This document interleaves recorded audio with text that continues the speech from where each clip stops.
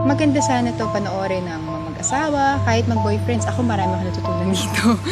Kung paano ba mag-deal sa selos. Iba yung mga linya na sinusulat ng mga writers namin. Kahit kami, pagkatapos ng eksena, kinikilibutan kami. Pero hindi naman tayo nandito para mag-judge. Nandito lang naman tayo para maghatid ng isang magandang kwento na magbigay ng inspirasyon, ng hope, saka ng maraming makakarelate ng mga tao. At sana wag kayong bibitiw kasi simula pa lang to. Hindi niyo pa alam kung anong magagawa ni Monica kay Nicole kapag nalaman niya na Obviously, may gusto sa'yo babae yun. Nilalandi ka nun. Eh, Adrian, don't tell me na wala akong nararamdaman. Pipilitin mo meron wala naman. Masama ba kung protektahan ko ang marriage natin?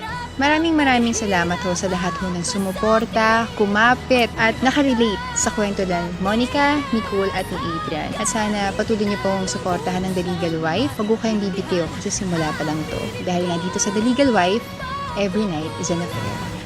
Maraming salamat po.